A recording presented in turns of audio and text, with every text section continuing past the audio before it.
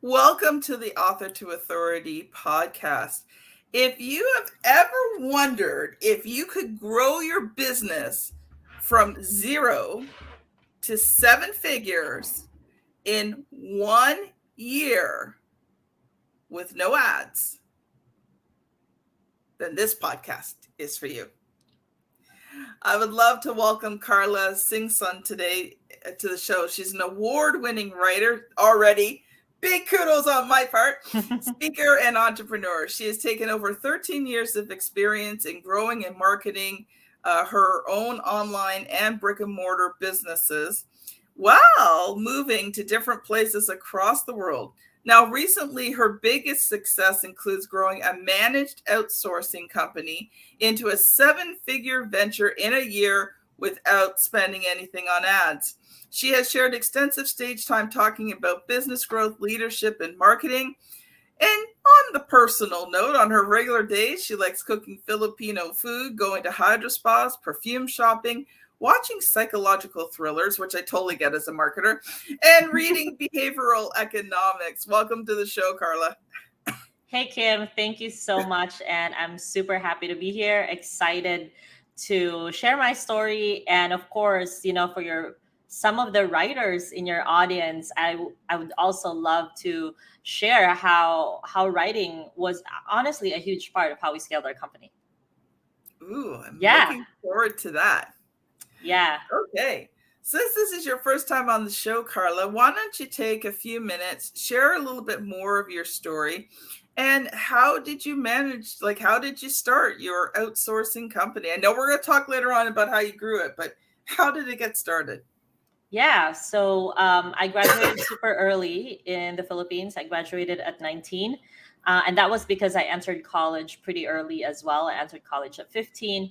I was just kind of advanced in school and I had a really good college resume, but I failed basically all of the companies that I applied for. So I had this dream after graduating college, just like all the kids here, of like working for these big companies. I feel like I applied at P&G, Coca-Cola, Unilever, the big wigs.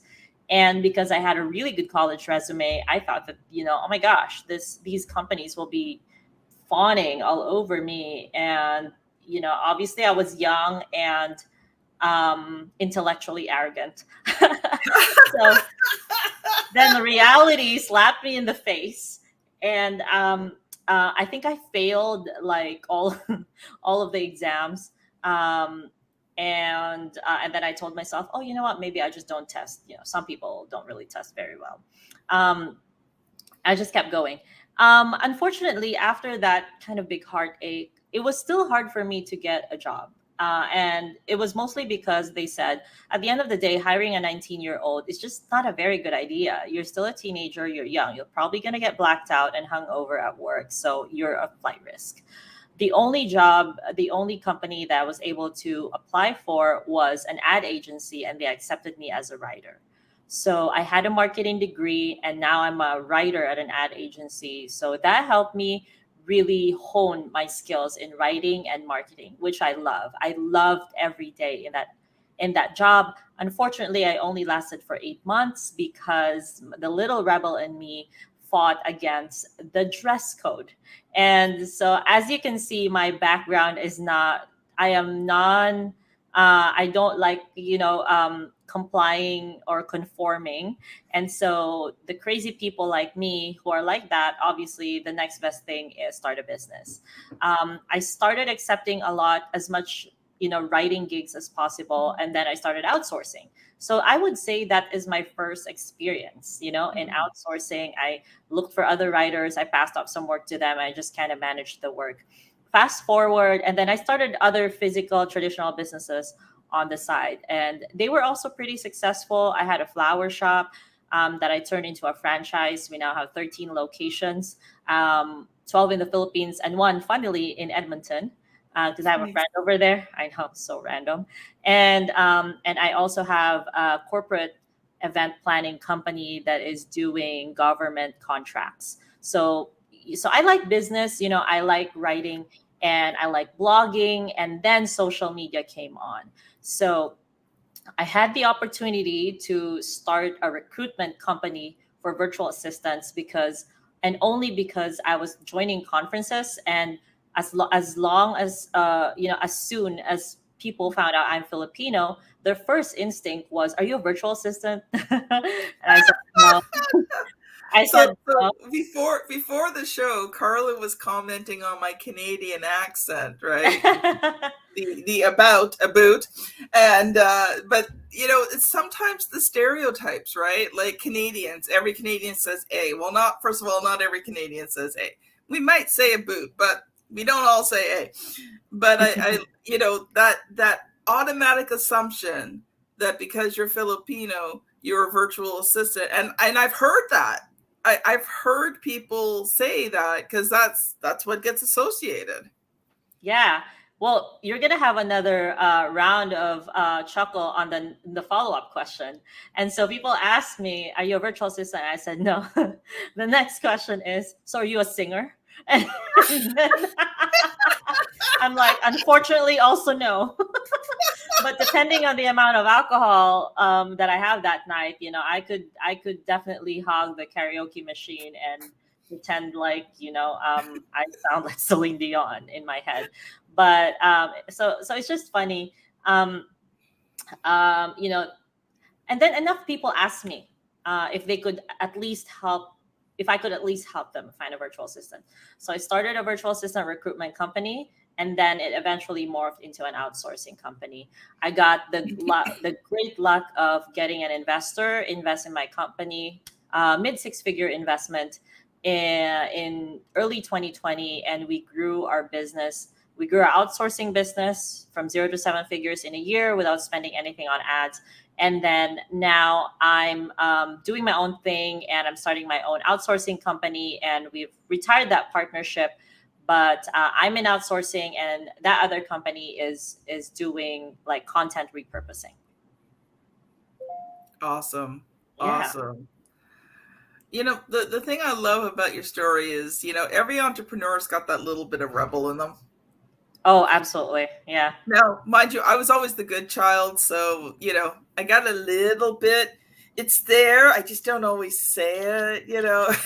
Because I was the good oldest firstborn, the Ooh, responsible yes. one, the one who always did what they were supposed to do, and all of those things. But inside, he's a little bit of a Little rebel. rebel.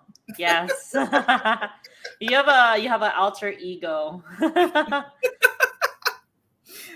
Actually, it's funny you say that. As a child, like I was very gullible, and I would just do really dumb things. So, Ooh. um, Can you a give few us an years ago, example? Here we go. a few years ago, I was in Toastmasters, and I was competing in a competition, and I was raised by a single dad. So I did a whole speech on my dad, who was Captain Patience, and his sidekick, Aw. Gullible Girl. Aw, that's so cute. Captain Patience. Oh my god, you should get him a cape for like Father's Day. Oh, I wish I could, but in October it'll be 20 years since he passed, and oh, I've got so many fond memories. He was an amazing dad. I hear you. My dad also, I'm sorry, by the way, my dad also passed 12 years ago, and the daddy daughter relationship is very special. Yeah, it is. It is. Yeah. And I think for me, even more so because I only had one parent. So my dad was sort of Exactly. You're everything. everything. Yeah. Exactly. Yeah. Yeah. So, wow. Okay. Well, I'm really curious. Okay. Because as soon as I saw your title on Podmatch, I'm like, I really want to hear what she's got to say. So I'm going to let you loose.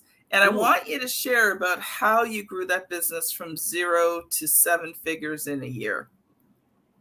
Yeah. Sounds good. So, like I mentioned in the earlier part of this podcast, I love sharing this one because a lot of people don't. I've shared this story so many times and these strategies, in so many podcasts.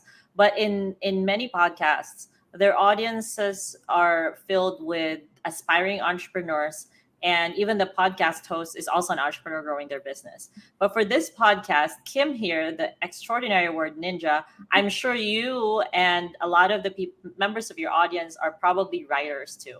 And so this is going to be really special because we used my writing skills to make it happen. And so Mhm. this is how it happened.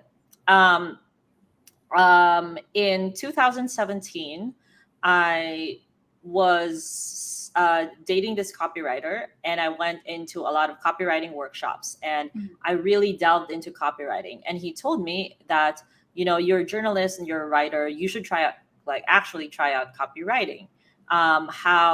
How good, like, especially social media copywriting, organic marketing, and writing for like sales pages, email Yeah. sequences, like all that jazz. Because I did copywriting technically a while ago. I used to write radio ads. Like, I'm gonna like Nice. age myself. I'm gonna like reveal my age here, but yeah, that's how old I am. Radio ads, can you imagine? And then so I used to write radio ads. I used to write for the newspaper and everything. And so he was like, "You already Newspaper, have." like what's that? For real, I had a column for 5 years, girl.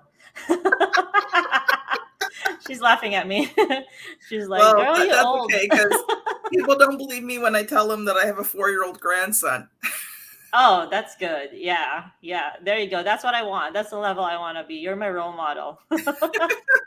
Out of this podcast, you should share some skincare secrets with me. But yeah, so I started doing that, and then I remember that um, the thing with writing is the more you write, the better you become, and there's just no Yes. shortcuts. You just have to keep writing. Yeah. So I wrote every day on Facebook, just on Facebook, every day. I Mhm. think for 2 or 3 years. And I Wow. remember this. I would wake up in the morning, I would think of an angle, and I would write a long post, literally like a blog. If you Mm. are one of the early like Blogspot users, LiveJournal, MySpace, if you blogged on these places, this will be very easy for you. You just have to think of an angle, and then you have to watch your content on like what is a hit and what's not. So I Yeah. noticed that certain ways of writing would have a lot of engagement and a lot of shares, and I Mhm. went viral a couple of times. Actually, I go as much as 5 million impressions organic on Facebook, and I focus on this one platform. And That's a that's lot. how, yeah, but that is like 3 years worth of work. But the thing is, no one taught me, no one gave me the secrets. I just experimented and until Yes. I got it.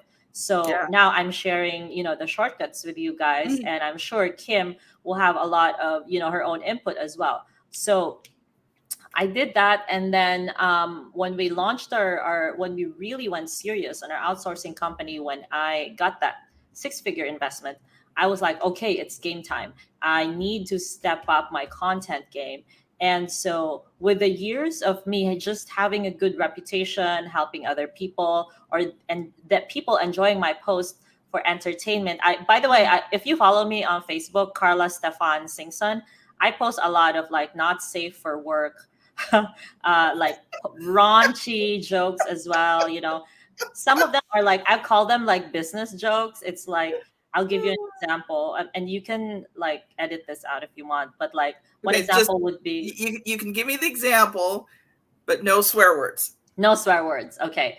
So, and you guys will already know what the real word is anyway. So, but like a sample would be, one of my best scaling tips is you should send this message to your client. Hey, here's our invoice. If you don't pay this invoice within 24 hours, I will F your dad. So, like, things like that. So, it makes you, it's funny. It makes people laugh, and then it makes people love your brand more. And so I did a lot of posts like that, and also value posts. So, Mhm.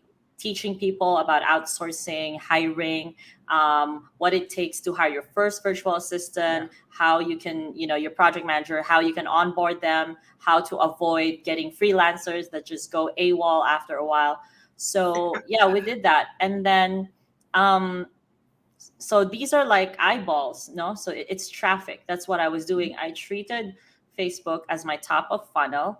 Yes. And even though we had a website and we had a brand and all that, I picked one piece or one channel, and that I just went all in on it. I know a lot of coaches will tell you to go omnipresent, be on Twitter, be on LinkedIn, be on Facebook. But if you are starting and if your focus is distributed, it will be very hard. And there's different rules and different strategies for each Mhm. platform. And so I would say focus on one. And then I would say the other thing, someone might ask, why did you choose Facebook? I thought that was just like a bunch of old people, and like and like my people in high school that I haven't talked to for 20 years until they sell me Herbalife. I don't know. So sometimes, I agree that could be Facebook for some people, but I personally love Facebook because it's very real. Where I noticed that on Facebook, that's where people announce their engagement, even their divorce, their kids graduation, a new baby coming to their family, like Mhm. post your wedding photos. And so I love Facebook because it's such a real platform compared to Instagram, which is a bunch of pictures, and or LinkedIn, which is very professional. I want to be a real human, and I want people to love me for being human. And so, yeah, we started on Facebook, and then the other side of it is just having a really good service, Mhm. taking care, being obsessed about our clients' experience. And then step three is using our first few clients as our evangelists. And so Mhm. our first few clients that we obsessed with, they're super happy with the experience. They referred the other clients, and then of course we grew. We set up a proper affiliate system, and we organized ourselves basically. Nice. Yeah. Nice. So, what would you say was one of the hardest parts of this? I think the hardest part of it was that moment when you're growing so fast. Because I think when you're growing a business, it's super hard in the beginning, and you're grinding and you're grinding and you're grinding. And then there's that one moment or like 1 month, and everything clicks. Everything that you worked hard for the last few months, honestly, sometimes it could be years, right? And then that 1 month, everything worked out and you fixed everything. Because most people start their business in a very bubblegum and duct tape type of way, especially if you're like my personality, which kind of a rebel, always trying something different. And that's a really good tool, marketing strategy too, right? Different is always better than better. So they always say that, and I love that. I love that because I love being different, and I love using that as an advantage. So I think the hardest part is in that moment when everything clicks and you're growing so fast because everything finally works. You will also make a lot of mistakes, and you will experience a lot of pain in such a short time. And honestly, it's very difficult. So there was that moment when we had a lot of like client cancellations, unhappy. We had like an employee who like stole money, like stole clients, and then like took some of the employees. So things like that happen, and then you backtrack, you correct, you hire lawyers, and you tidy up basically. Yeah. And so when this moment comes in your business, don't panic. Don't panic.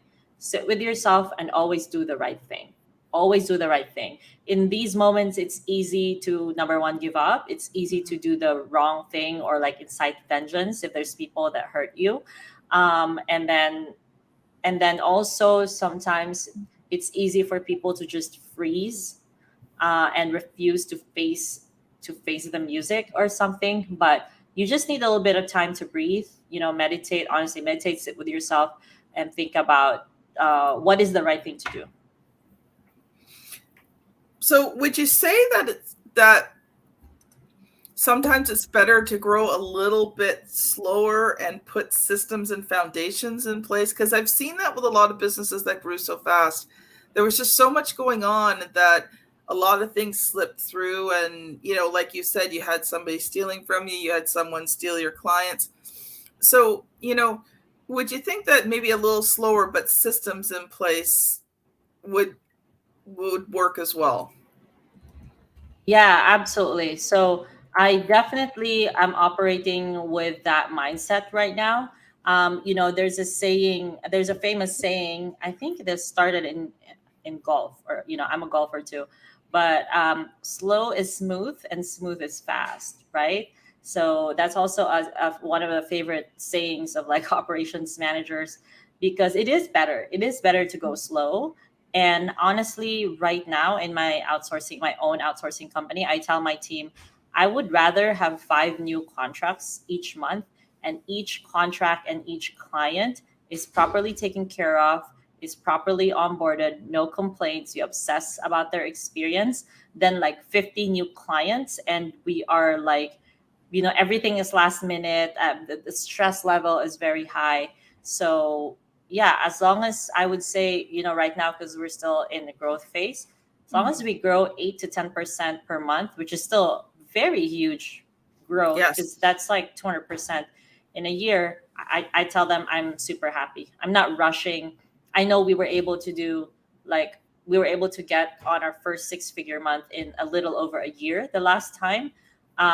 But now I know that we can get there, but we don't need to rush. We don't need, yeah, there's no, and honestly, like, for whom? What are you like?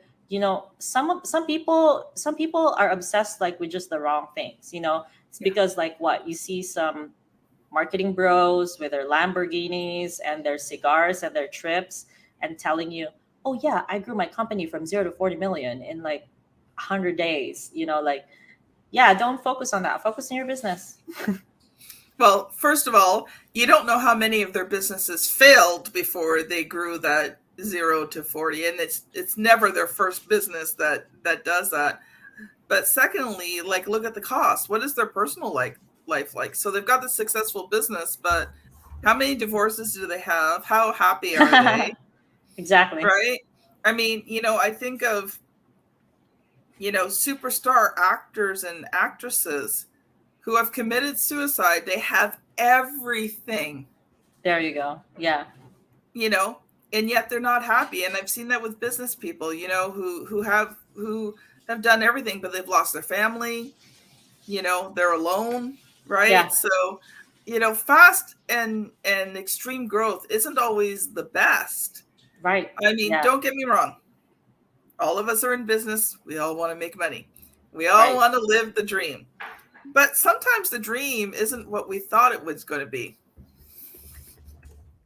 Yeah, absolutely. So, and the sad thing is sometimes you only get to this realization after you've done it, right? After you've built Yep. that 7-figure business and realize it's not everything. And honestly, that's what happened to me. My 7-figure business, it was pretty successful, and I started to get really burnt out, and I started to allow certain things in my company that didn't align with my values. Mm-hmm. And um and I just kind of I lied to myself basically, and told myself for many many months that this is okay because we have the money, you know Mm. and just kind of started eating at me, slowly, and then until I couldn't, and then I just quit. And yeah, I quit. I fired myself as a CEO, and then I told my partner I can't do this anymore. We need to take a different direction. And it was also very hard. So, and I told him I need to just be straight with my integrity and my values. And the other thing also is a lot of founders. So if you are the one that started your business, meaning you're the founder, I also realized a lot of founders actually don't make good CEOs, me included, because it's a real job, girl. Yeah.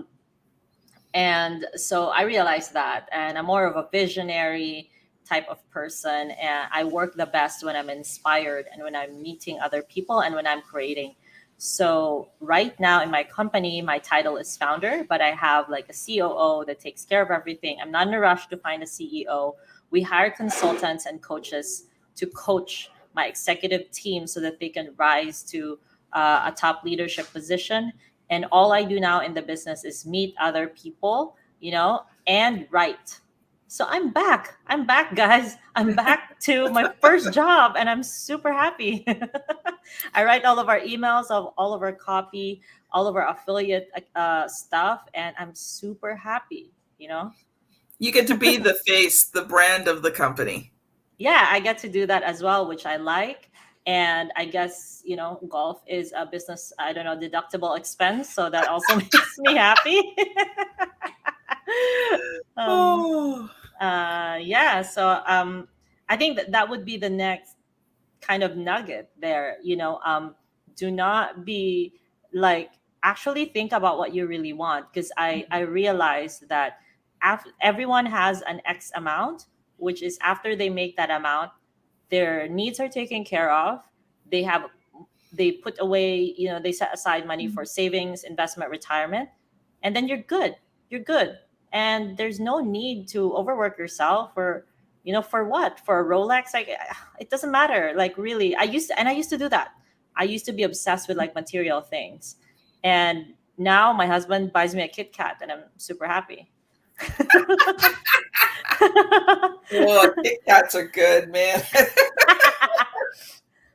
It is the simple things sometimes in life. Like, one of the things that I've learned is that, um, you know, I'm working towards the place where, the company is very financially, uh, more than providing in that. Not quite there yet, but a good way Mhm, there. mhm, mhm. But I've learned that, you know what? It's the simple things. Like grandbaby number two. Let's He go. is he is this close to taking his first steps. Oh. And we don't live near them anymore. But my daughter-in-law and my son have been so incredibly faithful. They're sending me videos. So they sent me a video other day, and grandson's number two is standing in front of the TV. They've got like it fenced off so he can't actually reach the TV because he likes to push all the buttons. But he's got Sesame Street on, and he's doing his little dance to the music of the Aw. Sesame Street. And Nana's heart just like, oh, these are the moments that I live for, right? Exactly. And I think sometimes in entrepreneurship, we have to slow down and enjoy the journey. Yeah, no, absolutely. I agree with you. And I would love to mention a recommendation, by the way, while I was listening to you. I recently finished reading this book called Die with Zero. I don't know if you've heard about it, but the concept was stop trying to make so much money to try to, leave something for the kids or whatever after you die. And the principle of the book is obviously to save enough for any medical emergency or whatever care you need when you're old, but also enjoy your money and enjoy your life and be in the present. So one of the things that they mentioned is, I wanted to share this with you because you have grandkids, is like a lot of people, they put their children and their grandkids on their will, and then they want to leave this money, when they pass. But they were like, what if you just give that money while you're still alive? You can use this for your grandkids college, or sending them to an experience that will change their life, like maybe, I don't know, a lacrosse workshop, in another country or something, and a concert that you can go with them, or like something like that. Because when you die, and if you have unused money, quote unquote, that you could have used for your own personal leisure and happiness, it's different. So I love that, and it definitely gave me more motivation to, yes, continue working, but also reminded me that I need to just enjoy the present. Yeah, yeah. And you know what? Like, the truth is you come into this world with nothing. You go out of this world with nothing. Yes, exactly. Like, you Yeah, I don't can't take even them bring with your. you when you go. Nope. No. No. And inspired by this, the title of this podcast, author to authority, a lot of writers have big egos. Shh, don't tell anyone. But because we love having our name, we love getting our stuff out there, read by people. Don't you just love it when people quote back like the things that you wrote when they meet you in person? It's so awesome, such an awesome feeling. And I think, in line with that principle, you can use your authority and your words for things that you enjoy now when you're alive. I so agree. I so agree. Karla, we're pretty well out of time. So, two things. Can you give us a final thought? And then if people have enjoyed this conversation, how can they connect with you?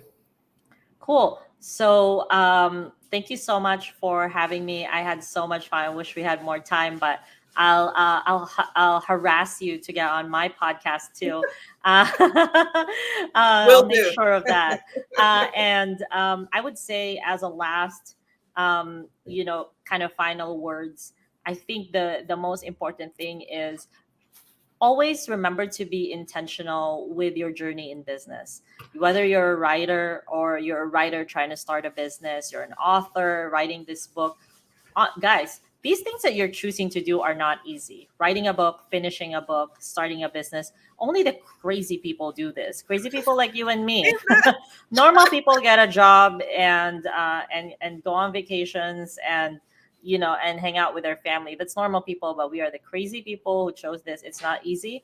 And so that's why you need to be really intentional and think about your dream life and what really makes you happy. So, and with that, let that be your guidance instead of a number in your bank account. Yeah.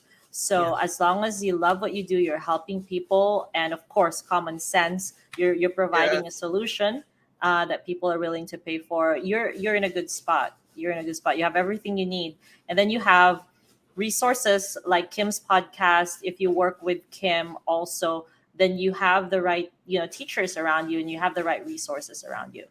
And what was the second question? Oh, where can they find me? So if you want to follow all my raunchy jokes and occasional business advice, you can find me on Facebook, Karla Singson, Karla with a K, or Karla Stefan Singson. I have both a Facebook page and a Facebook personal account where you can DM me. So, yeah, if you love this podcast episode, also remember to give it a good rating, send some kind words to Kim. And if you want to work together, if you want to hire your first virtual assistant project manager, if you mention this podcast, I'm going to give you $200 off on your first month. Just let me know if you're Kim's homie. If you watch me on this podcast, I'll give you a deal. So, what is the URL so people can find your Oh, right. outsourcing Yeah. company? Wow. I'm the best marketer ever. So if you want to work with us, check out what we do. You can find us at proximityoutsourcing.com. Awesome. And that will be in the show notes as well. Yeah, Thank you absolutely. so much, Karla. It's been a pleasure.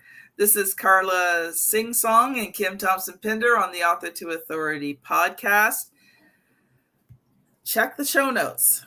Because by the time this is launched, I will have something free to give you. But I can't give you the URL yet because it's still being created. But check the show notes because there's a freebie from me there too. Have a great day, everyone, and we'll see you on the very next episode. Bye now. Bye.